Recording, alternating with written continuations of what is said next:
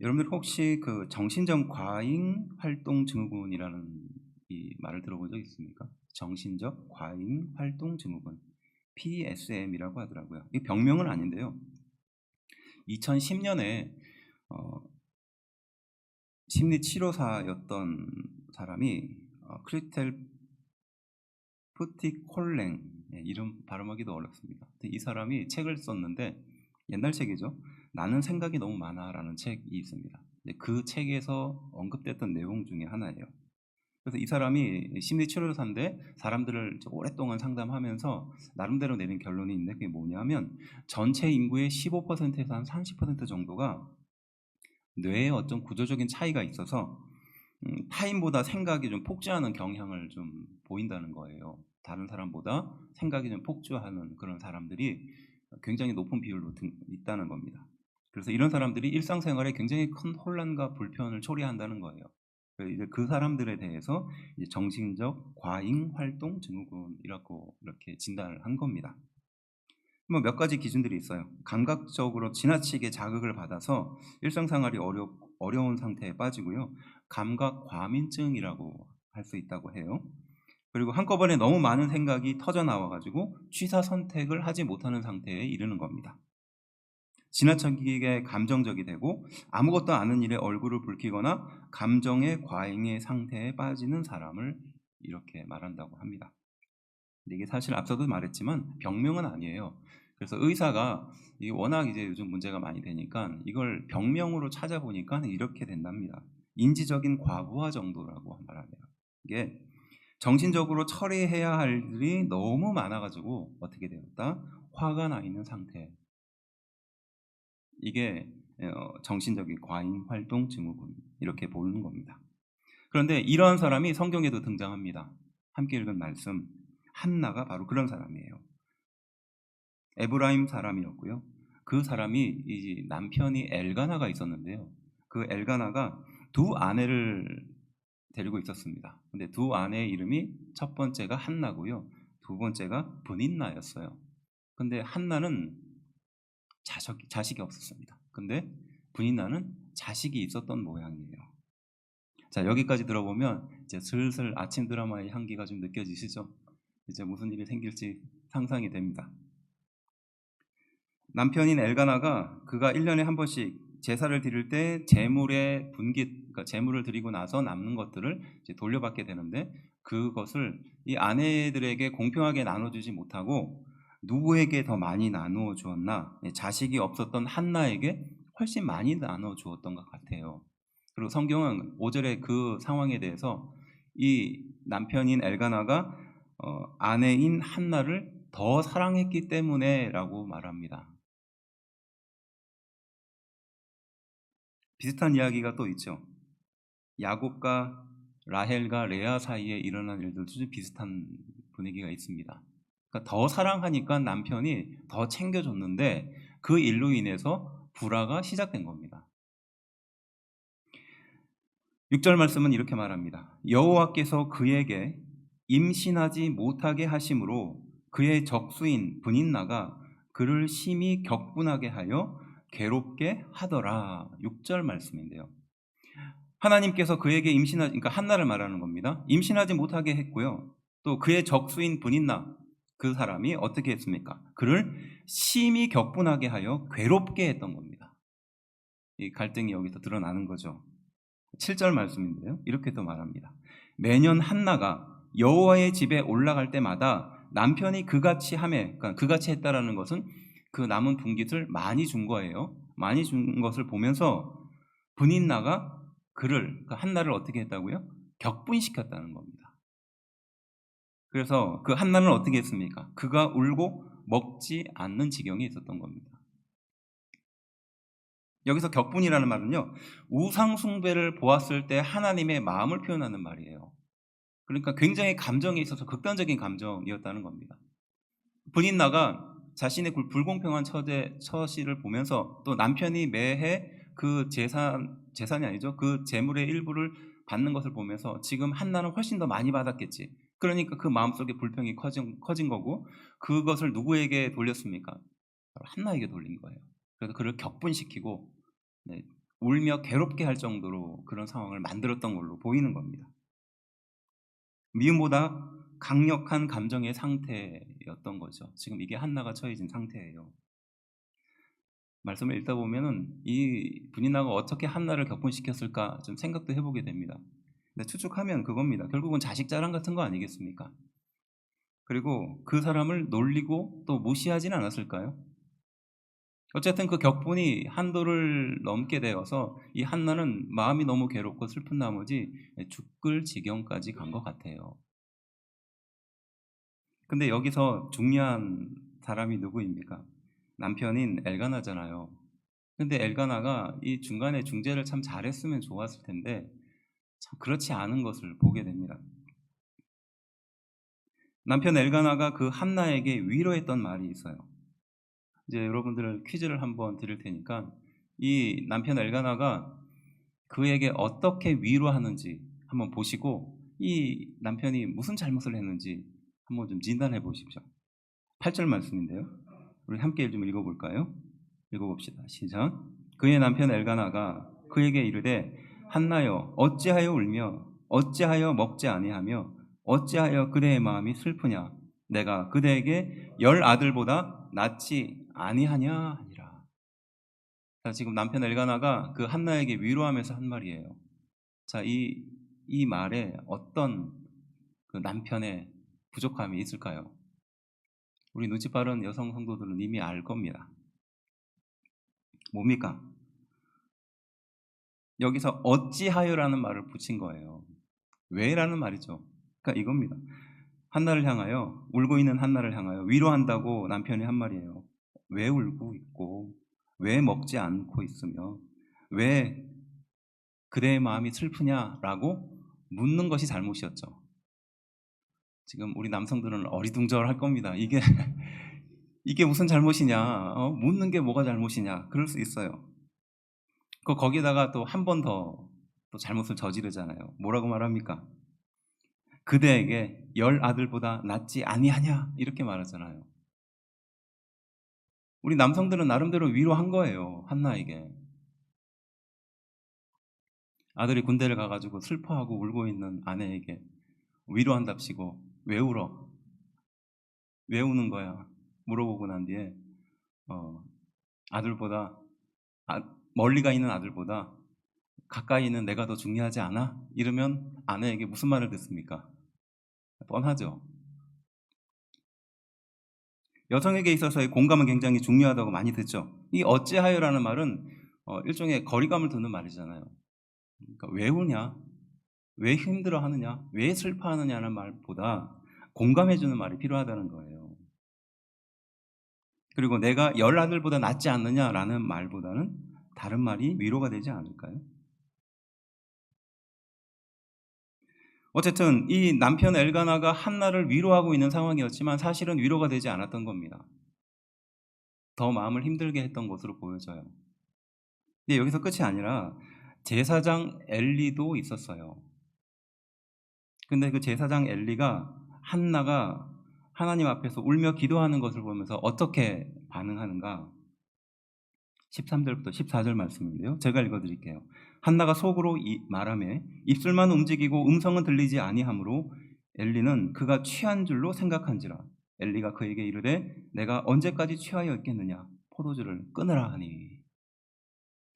그 마음이 너무 힘들고 괴롭고 또 고통스러워서 생각이 많아져서 죽을 지경까지 갔던 것 같아요. 그래서 하나님의 성전에 나와서 울면서 막 기도를 하니까 그것을 뒤에서 지켜보고 있었던 엘리 제사장이 뭐라고 말합니까? 포도주 좀 그만 마셔라 이렇게 말하는 거예요. 그때 15절 말씀은 이렇게 자기 자신을 표현합니다. 말씀은 제가 읽어드리지는 않겠지만 자기의 마음의 상태를 아주 극단적으로 단적으로 표현하는데요. 나는 마음이 슬픈 여자입니다. 이렇게 고백하거든요. 한나가. 이게 지금 한나의 마음 상태입니다. 여호와 앞에서 내 심장을 통한 것뿐인데 나는 진짜 마음이 슬픈 여자입니다. 라고 지금 말하고 있는 거예요. 제사장 엘리도 그리고 남편이었던 엘가나도 사실 이 한나에게 위로가 되지 못했다는 것을 알 수 있습니다. 한나는 브닛나라는 격분하는 적이 항상 있었고요. 자기의 고통을 공감하지 못하는 남편 엘가나와 자신의 고통을 영적으로 위로해주지 못하는 제사장 엘리가 있었다는 겁니다. 그래서 자신의 상태가 마음이 슬픈 상태였던 거죠. 격동하는 적이 항상 내 주변에 있고 공감받고 위로받지 못하는 상태의 한나는 바로 이 슬픔이 재료가 되어서 그렇게 깊은 구덩이로 자기 자신을 빠뜨리고 있었던 거예요. 근데 가만히 보면 현대인도 그런 상태입니다. 앞서 제가 말씀드린 그 정신적인 과잉 활동 증후군은 2010년에 나온 책입니다. 근데 지금 2025년 우리에게 굉장히 강한 메시지를 주고 있잖아요. 15년 전에 지은 책인데 지금 우리에게 영향력을 주고 있어요. 왜 그렇습니까? 지금 우리가 그런 상태이기 때문이라는 겁니다. 격동하는 적들이 항상 우리 주변에 있고, 그리고 공감이 없는 상태에서 방치되거나 유기되거나 버려진 상태로 살아가는 겁니다. 마음이 슬픈 여자라고 자기 자신을 표현했듯이 마음이 슬픈 상태의 현대인들이 있다는 거예요. 그리고 우리 성도들도 그런 사람이 못지않게 많다는 것을 알 수 있어요. 타인의 감정에 영향을 많이 받고 사소한 일에 쉽게 예민해지고 생각이 계속 이어지고 생각 때문에 밤에 잠을 못 자고 자기 자신에게 엄격한 그런 딱딱한 상태를 유지하고 생각을 주체하지 못하고 끊지 못하고 지나친 감정에 이입을 하고 있는 현대인의 이런 상태를 보여주는 것입니다. 누구와 같이? 한나와 같이요. 특정인의 상태라기보다는 현대인의 전반적인 상태로 진단할 수 있습니다. 그리고 왜 이렇게 진단하게 될까요? 이것은 우리를 넘어뜨리려는 사단의 계략인과 동시에 또 현대 사회가 갈수록 우리 현대인들을 그렇게 괴롭게 하고 있기 때문이라는 거예요. 이럴 때 우리는 어떻게 해야 할까요? 이러한 세상 속에 어떠한 마음을 가지고 우리 자신을 지켜야 할까요? 첫 번째, 우리가 해야 할 일입니다. 서운하는 성도가 되십시오. 서운하는 성도가 되십시오입니다. 11절 말씀인데요.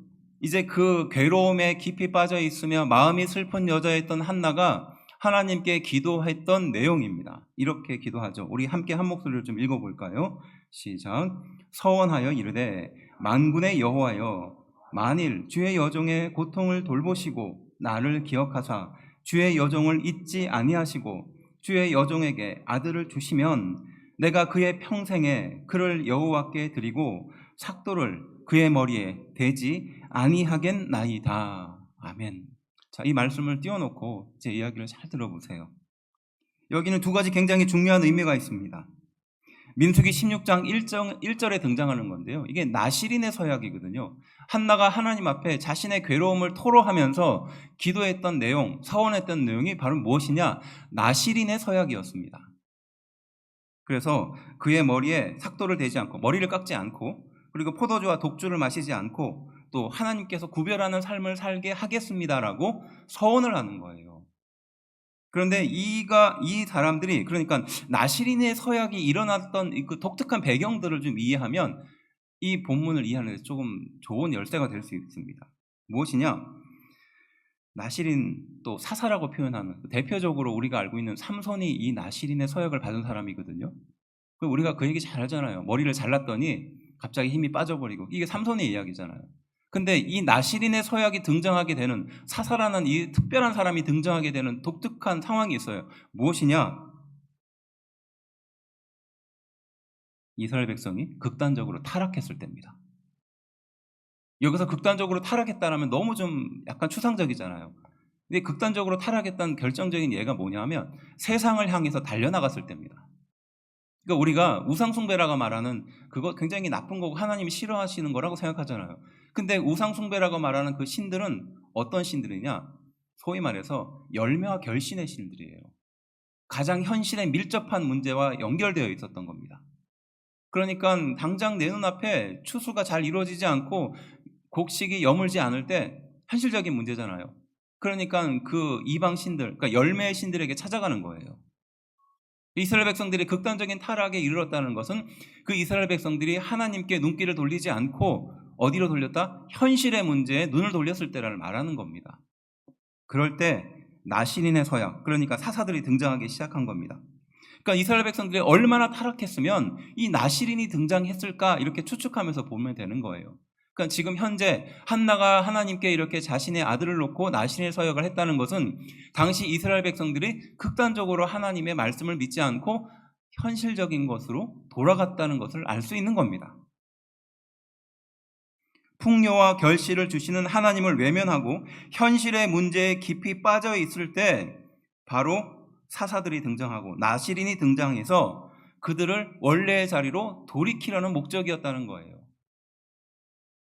쉽게 말하면 이겁니다. 이스라엘 백성들 정신 차리라는 겁니다. 지금 너희가 그럴 때이냐는 거예요. 영적인 위기가 닥치고 자기 자신을 다부지게 잡아야 될 그 시기에 오히려 현실의 눈이 어두워서 또 자신의 감정의 눈이 어두워서 자신의 생각의 눈이 어두워서 세상을 향하여 달려가고 있었다는 겁니다. 바로 그때 정신 차려라라는 의미에서 이 나신의 서약이 주어졌다는 거예요. 그들을 향하여, 그들을 보면서 그들이 거룩한 삶을 살고 머리를 깎지 않고 그들을 보면서 하나님이 바로 이들을 통해서 역사하신다는 겁니다. 너희들에게 경고하신다는 의미거든요. 지금 한나가 그것을 말하는 겁니다.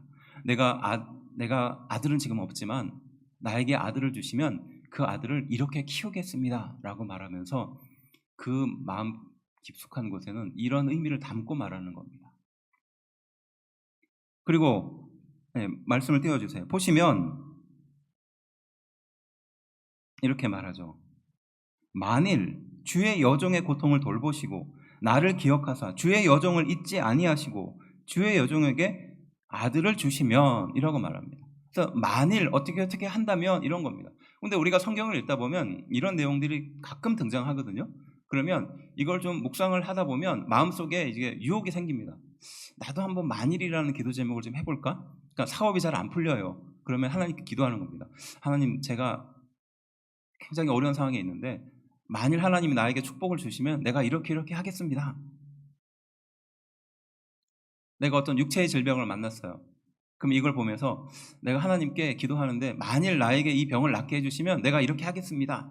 이렇게 하면 우리는 어떻게 생각합니까? 좀 세속적인 기도라고 생각하잖아요. 하나님께 뭔가 조건을 달라고 하면서 그 조건을 이루면 내가 뭔가를 하겠다. 이렇게 우리는 이해해서 성숙하지 못한 기도라고 생각합니다. 근데 지금 한나는 이 기도를 하고 있어요. 만일 하나님께서 나의 고통을 돌보시고 나에게 그 자녀를 주신다면 내가 이렇게 하겠습니다 라고 말하거든요. 근데 여기에는 세속적인 기도의 의미보다 더 강력한 메시지가 숨겨져 있다는 겁니다. 대표적인 예가 창세기 28장 20절부터 22절에 등장하는 야곱의 서원이 바로 그거예요. 야곱도 똑같이 이 서원을 하나님께 하거든요. 우리가 느끼기에는 세속적인 기도를 합니다. 어떤 것입니까? 자신의 그 잘못으로 인해서 형들을 속이죠. 형을 속입니다. 그래서 집에서 쫓겨납니다. 아무것도 없는 상태에서 길가에서 잠을 자잖아요. 그때 잠을 자다가 자기가 돌베개 삼아서 누웠던 그 자리에서 하나님께서 임하시는 것을 목격하지 않습니까? 그리고 그 돌들을 치우고 여기 진짜 하나님이 계셨구나. 나는 그저 길을 지나가는 곳이었는데 그냥 노상이라고 생각했는데 하나님이 여기 계셨구나. 이 큰 깨달음을 얻고 이 야곱이 거기서 서원을 하는 장면이에요. 이렇게 서원합니다. 28장 20절부터 22절인데요. 제가 읽어드릴게요. 야곱이 서원하여 이르되 하나님이 나와 함께 계셔서 내가 가는 이 길에서 나를 지키시고 먹을 떡과 입을 옷을 주시어 내가 평안히 아버지 집으로 돌아가게 하시오면, 조건이죠. 내가 지금 굉장히 위기에 처해 있고 아무것도 없는 상황인데 만일에 하나님이 나를 지켜서 다시 이 자리로 돌아오게 한다면 이렇게 말합니다. 내가 무엇을 한다고 말합니까? 여호와는 나의 하나님이 되실 것이고 내가 기둥으로 세운 이 돌이 하나님의 집이 될 것이며 하나님께서 내게 주신 모든 것에서 10분의 1을 내가 반드시 하나님께 드리겠나이다 라고 말합니다. 그래서 이 말씀을 좀 오해하면 앞서 말한 것처럼 세속적인 기도처럼 들립니다. 하지만 여기는 더 강력한 메시지가 들어있어요. 자기의 욕심을 이루기 위해서 거래하는 것처럼 보이지만 무엇이 있습니까? 인간은 괴로움과 통곡 속에서 하나님을 통해서 문제를 해결하지 않으려는 성향이 있다는 겁니다. 이게 굉장히 중요한 마음의 자세예요. 우리는 그렇게 생각하죠. 위기를 닥치고 어려움을 만나면 당연히 하나님을 붙들고 의지한다고 생각해요. 하지만 그건 잠깐입니다. 안타깝게요. 그렇지 않는 것이 사람의 마음이에요. 의사를 찾아요. 의사를 찾는 게 잘못됐다는 것이 아니에요. 또 다른 나을 수 있는 다른 어떤 것들을 찾습니다. TV를 찾아서 정보를 찾죠. 하나님을 온전히 의지하는 것처럼 이야기하지만 사실은 하나님을 의지하기보다는 자기를 의지하는 것을 보게 되는 겁니다. 그래서 도저히 안 되니까 그때 가서 기진맥진해가지고 하나님을 붙드는 경우가 너무너무 많다는 거예요. 그리고 병세가 좀 나아지고 좀 회복될 만하면 또 다른 것을 찾는 겁니다. 제가 목회를 하면서 그걸 너무 많이 보거든요. 그게 잘못됐다는 게 아니에요. 저도 그럴 수 있다는 겁니다. 저도. 누구나 그럴 수 있는 거예요. 간절하니까 급하니까 하나님을 찾는 것 같습니다. 하지만 그 뒤에는 결국 자기 자신을 의지하는 거예요. 괴로움과 통곡 속에서 하나님을 통해서 해결하려고 하지 않는 사람의 기본적인 마음이 있는데 지금 한나는 하나님께 그것을 기도하면서 어떻게 하겠다? 그것을 하나님을 통해서 해결하겠다는 겁니다. 그래서 만일 하나님께서 나와 함께 하신다면, 나에게 아들을 주신다면, 내가 이 자리에 다시 돌아올 때 하나님이 나를 지켜주신다면 내가 하나님을 나의 주인으로 인정하고 이 돌이 하나님의 집이 될 것이며 내게 주신 모든 것의 10분의 1을 하나님께 드리겠습니다라는 그러한 결정을 하는 겁니다. 한나는 그 괴로움과 통곡 속에서 좌절하지 않고 하나님께 구하고 하나님께 믿고 그 하나님께 열매를 찾겠다라는 의지를 이렇게 보여주는 것인 줄로 믿습니다. 이것이 이 본문이 말하고 있는 것이에요. 나시린의 서약은 이스라엘 백성이 먹고 사는 문제로 잘못 판단할 때 그들이 고난과 두려움에 눈이 어두워졌을 때 바로 그 나시린 한 명이 나타나서 그들을 바로잡도록 하나님은 메시지를 전하는 겁니다. 그리고 그 메시지들을 들은 이스라엘 백성은 어떻게 살아갑니까? 자기가 찾으려고 했던, 자기의 원대로 하려고 했던, 자기의 욕심대로 이루려고 했던 그것을 내리고 하나님께 그 문제를 구하고 그리고 하나님께서 그 문제를 해결해 주실 것을 믿고 또 그를 통해서 열매를 반드시 얻겠다라는 의지의 기도를 하는 것입니다. 이것이 지금 한나가 기도하고 있는 거예요.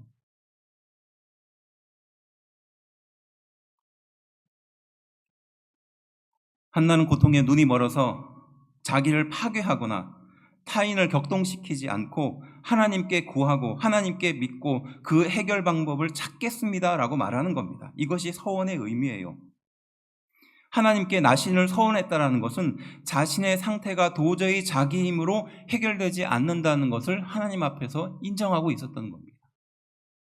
이것이 한나의 고백의 중요한 이유예요. 분인나는 남편에게 사랑받지 못하는 고통을 한나를 격동시켜서 해결하려고 했습니다. 하지만 한나는 그 고통을 오히려 하나님께 가져가서 적극적으로 해결하려고 했다는 것이에요. 이게 이 말씀의 포인트인 줄로 믿습니다. 누구와 같습니까? 우리 예수님과 같은 거예요. 십자가의 죄, 고통을 당하신 예수님이 하나님께 간구하면서 그 방법을 해결하려고 가셨다는 것이죠. 가장 어두운 시기였잖아요. 이스라엘 백성들이 로마로부터 지배받는 가장 어두운 시기에 예수님이 오셔서 그 모든 문제를 하나님께 해결하겠다라고 가져가지 않습니까? 사람들이 그것을 외면합니다. 오해하죠. 그리고 심지어는 제자들이 그것을 배신합니다. 그럼에도 불구하고 땀방울이 핏방울이 되도록 겟세마네 기도를 우리 예수님은 끝까지 하시는 거였습니다. 어떻게 기도하셨습니까? 누가복음 22장 42절부터 말하고 있습니다. 이르시되 아버지여 만일 아버지의 뜻이거든 이 잔을 내게서 옮기시옵소서. 그러나 내 원대로 마시옵고 아버지의 원대로 되기를 원하나이다 하시니 여기서 중요한 말이 나오죠. 천사가 하늘로부터 예수께 나타나 힘을 더하더라. 아멘. 그러니까 예수님 또한 이 기도를 하셨던 거예요. 그 고난과 고통, 앞으로 당할 십자가의 고통이 두려웠지 않았을까요? 당연히 그렇겠죠. 그런데 그 문제를 누구에게 가져갑니까? 하나님께 가져가는 겁니다. 그리고 만일이라는 말을 하죠. 그리고 결국은 더 성숙한 기도를 하십니다. 아버지의 뜻대로 하옵소서. 맡깁니다. 그러니까 어떻게 합니까? 천사들이 와서 그 기도를 돕는 거예요.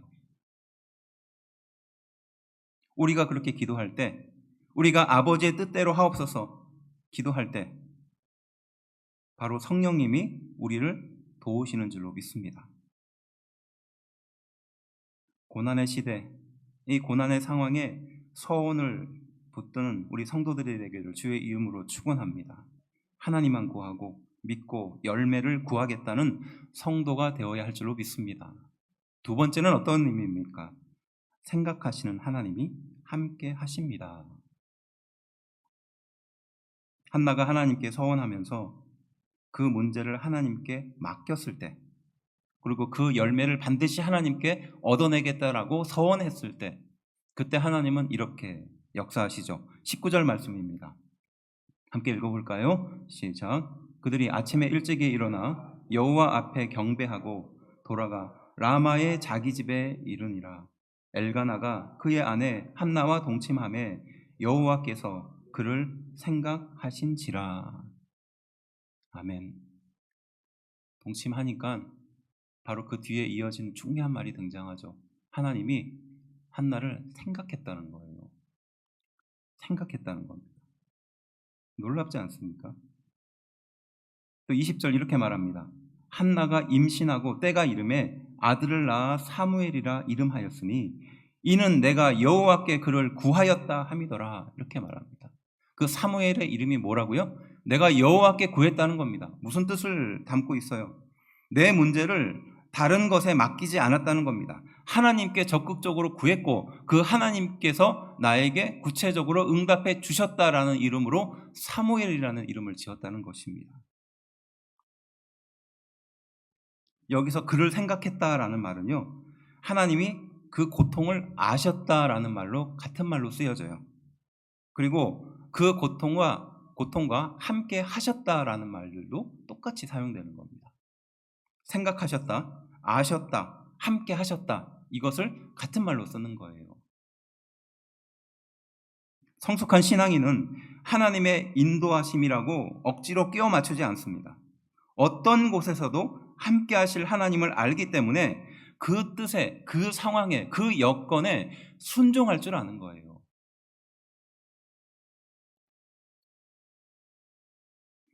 그래서 하나님이 생각했다라는 말은요, 창세기 8장 1절부터 등장하는데 어디서 하나님이 노아와 방주와 들짐승과 가축을 기억했다라는 말을 쓰시거든요.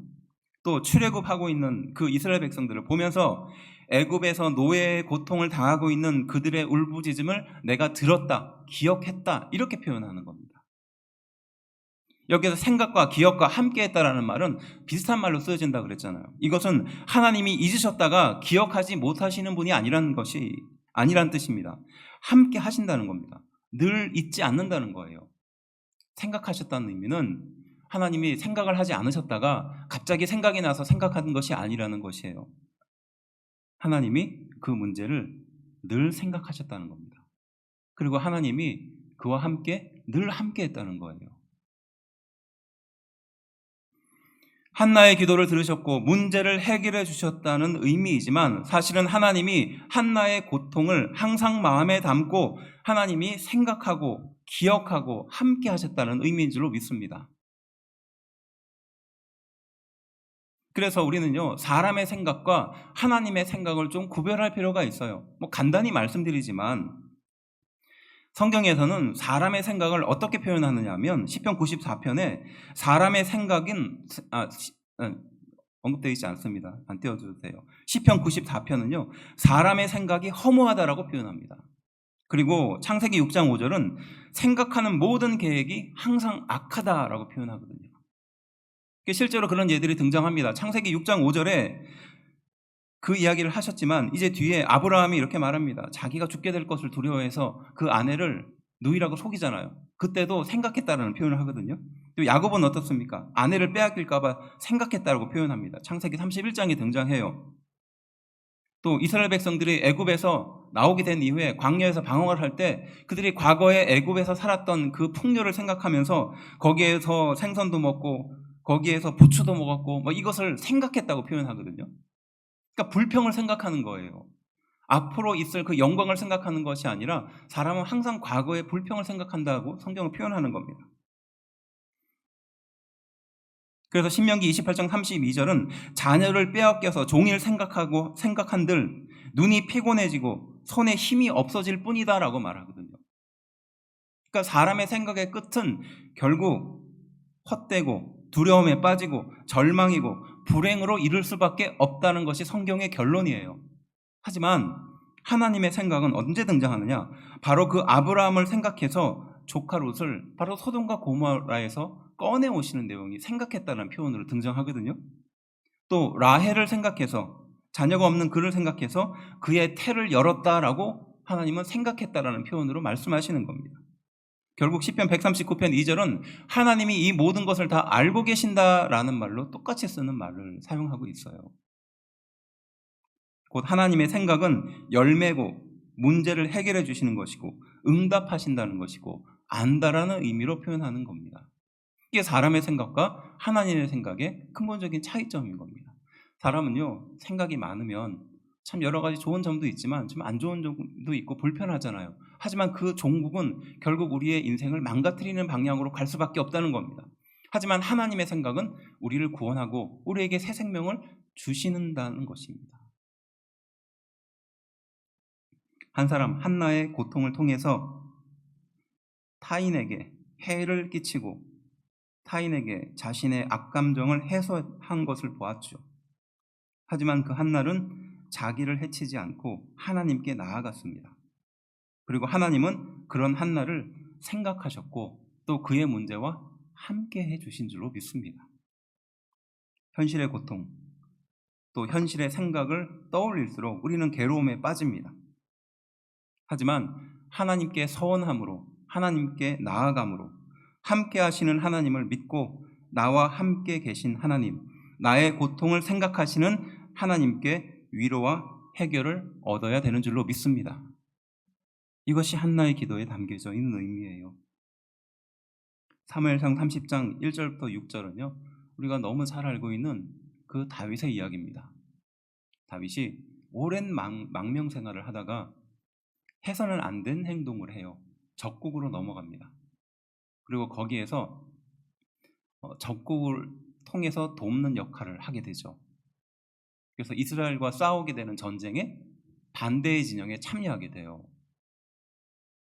전쟁에 참여했으니까 자신이 머물고 있었던 거기 그 자리를 벗어나게 되겠죠. 근데 그 틈을 노리고 아말렉이 찾아와서 자기의 식솔들과 자기의 재산들 모든 집을 불태우고 싹 가져갑니다. 다윗이 그 전쟁에서 도저히 있을 수 없어서 왕에게 변명을 하고 다시 원래의 자리로 돌아오거든요. 돌아와서 보니까 엉망인 거예요. 아내들도 사라졌고 노예들도 없고 집은 다 불타버렸습니다. 어디에 힘이 있겠습니까? 어디에 희망이 있겠어요? 그래서 그때의 상황을 아주 구체적으로 성경은 30장 4절을 통해서 이렇게 말합니다. 다윗과 그와 함께한 백성이 울 기력이 없도록 소리를 높여 울었더라. 말씀을 보여주세요. 이렇게 말하는, 울 기력이 없을 정도로 소리를 높여서 울었다는 거예요. 좀 말이 안 되는 말이지만 그만큼 힘들었다는 겁니다. 힘이 너무 없어서 울 기력이 없는 겁니다. 그만큼 소리 높여서 울었다는 거예요. 그리고 백성들이 자녀 때문에 마음이 슬퍼서 다윗을 돌로 치자 하니, 이 뭡니까? 함께 참여했던, 함께 전쟁에 따라왔던 그 사람들이 어떻게? 돌로 치자라고 말하는 겁니다. 누구를? 다윗을. 그러니까 다윗은 정말 기가 막힌 상황에 빠진 거예요. 그래서 뒤에 말하잖아요. 다급했다고 표현하거든요. 마음이 얼마나 다급했던지 막 위기에 빠진 겁니다. 그런데 이렇게 말합니다. 그의 하나님 여호와를 힘입고 용기를 얻었더라. 자, 지금 다윗이 이 문제가 해결됐을까요? 해결되지 않았어요. 오히려 자기를 믿고 따르는 그 부하들이 자기를 죽이겠다고 달려오고 있는 상황입니다. 그리고 이 중간에 말씀이 생략되어 있는데 자기의 아내들마저도 다 잃어버린 상황이에요. 이때 누구를 통해서 위로를 얻었다? 하나님을 통해서 위로를 얻고 용기를 얻었다. 그리고 다윗은 그들에게 쫓아가서 그들을 다시 다 회복하고 옵니다. 여기서 중요한 건 뭡니까? 그리스도인의 감사라는 것은요, 기도 제목이 해결됐기 때문에 감사하는 것이 아니라는 겁니다. 내 문제와 고통을 알고 계시고 함께 하시고 생각하고 계시는 하나님의 있음에 대한 감사를 말하는 거예요. 그리고 그를 통해서 회복하는 것입니다. 문제가 해결돼서 감사하는 것이 아니라 이 문제와 함께 하시는 하나님을 발견함으로 감사하게 되는 거예요. 문제가 해결되게 되는 겁니다. 결국 하나님의 방법으로, 하나님의 인도하심으로 이루어질 것을 믿는 것, 그리고 그 은혜에 감사하는 것, 이것입니다. 문제가 해결돼서 감사하는 것이 아니라 문제가 해결될 것을, 또 그 문제를 해결하실 하나님을 믿으며 감사하는 것입니다.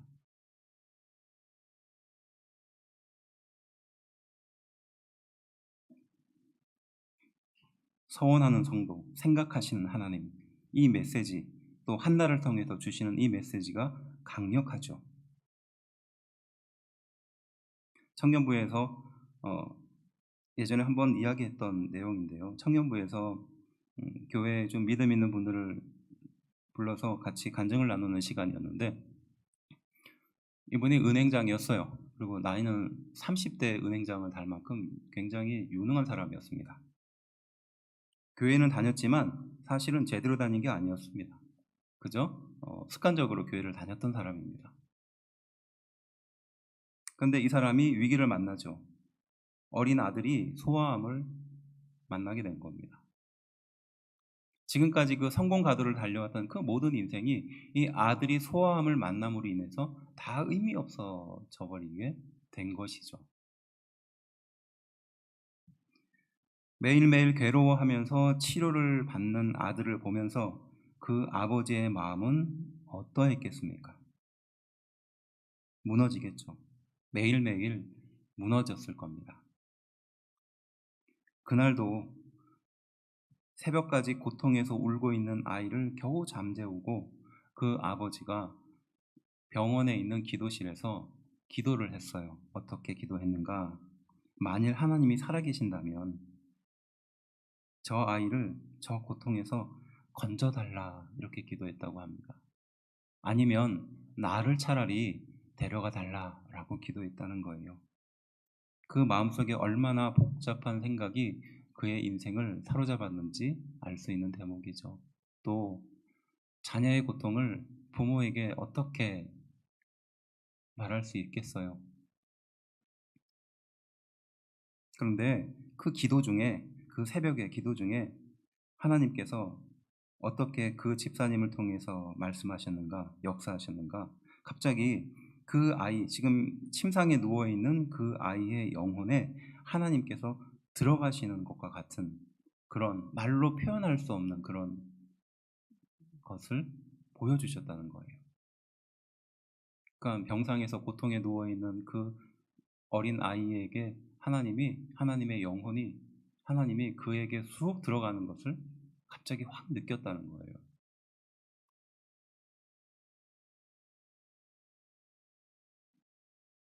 그러면서 이렇게 말씀하시더라는 겁니다. 그 아이의 고통에, 그리고 아버지인 너의 고통을 하나님인 나는 지켜보지 않는다는 겁니다. 하나님인 나는 늘 너희와 함께 해왔으며 앞으로도 영원히 함께 할 것이다 라는 것이죠. 그게 그 아버지에겐 너무 큰 위로가 되더라는 거예요. 그날 밤 비록 아이는 하늘의 부름을 받았지만 그 집사님의 마음속에는 알 수 없는 평안함이 가득하더라는 거예요. 복잡했던 그 생각이 일순간에 정리되더라는 거예요. 그렇게 아들을 잃으면 원망이 가득 나올 것 같았는데 하나님의 그 말씀에 완전히 내 마음을 내려놓게 되더라는 겁니다. 함께 하시는 하나님을 고백하며 그렇게 신앙인의 삶을 살게 되더라는 것이에요. 무엇 때문입니까? 하나님이 함께 하셨기 때문이에요. 한 사람의 고통을 생각하시는 하나님, 놀랍지 않습니까? 우리가 무엇인데 하나님은 우리의 고통을 생각하십니까? 사람의 위로에, 사람의 생각에 우리는 너무 많이 매달려 왔습니다. 돈 때문에 그랬고요. 명예 때문에 그랬고요. 또 권세 때문에 그랬습니다. 누군가 나를 인정해주는 그것이 우리에게는 중요했어요. 그것이 우리에게 위로거리였습니다. 그런데 그것은 우리에게 결국 고통스러운 기억만 남겨주는 것입니다. 우리는 누구의 위로를 얻어야 할까요? 그것은 하나님의 위로인 줄로 믿습니다. 고린도 후서는 이렇게 우리에게 교훈해요. 자비의 하나님, 위로의 하나님에 대해서 먼저 소개합니다. 그리고 고통받고 있는 그 성도들을 향하여 위로하면서 그 하나님이 어떠한 분인가에 대해서 이렇게 설명해요. 우리 함께 한 목소리를 좀 읽어봅시다. 고린도 후서 1장 4절에서 5절 말씀입니다. 시작. 우리의 모든 환난 중에서 우리를 위로하사 우리로 하여금 하나님께 받는 위로로서 모든 환난 중에 있는 자들을 능히 위로하게 하시는 이시로다. 그리스도의 고난이 우리에게 넘친 것 같이 우리가 받는 위로도 그리스도로 말미암아 넘치는 도다. 말합니다. 자비의 하나님, 위로의 하나님이 함께하고 있다는 것이고, 그리고 그 하나님이 환난 중에서, 고통 중에서 우리를 위로하고 계시는데, 오히려 이 위로로 인해서 다른 환난받고 고통받는 그 형제들을 위로할 수 있는 힘을 주시더라는 겁니다. 나는 그 문제 때문에 곧 죽을 것 같고 내 삶의 여유는 요만큼도 없다 생각했는데 하나님의 위로를 받고 나니까 그 위로가 오히려 나보다 더 힘들고 어려운 삶을 살고 있는 형제에게 위로를 통해서 돌보더라는 겁니다. 그래서 5절 말씀이 고난이 넘치지만 오히려 그리스도의 위로도 넘친다라고 말하는 줄로 믿습니다. 인생의 고난을 만나면 그것은 우리에게 큰 절망이고 또 깊은 구덩이 같은 것입니다. 하지만 성도는 바로 이 절망과 구덩이를 넘을 힘을 얻게 되는 줄로 믿습니다. 우리 하나님을 통해서. 그리고 그 위로를 통해 오히려 더 연약한 자를 세우고 위로의 위로를 더하게 되는 줄로 믿습니다. 이러한 귀한 은혜가 우리 귀한 성도들에게 또 교회에 넘치게 되기를 주의 이름으로 축원합니다. 기도합시다.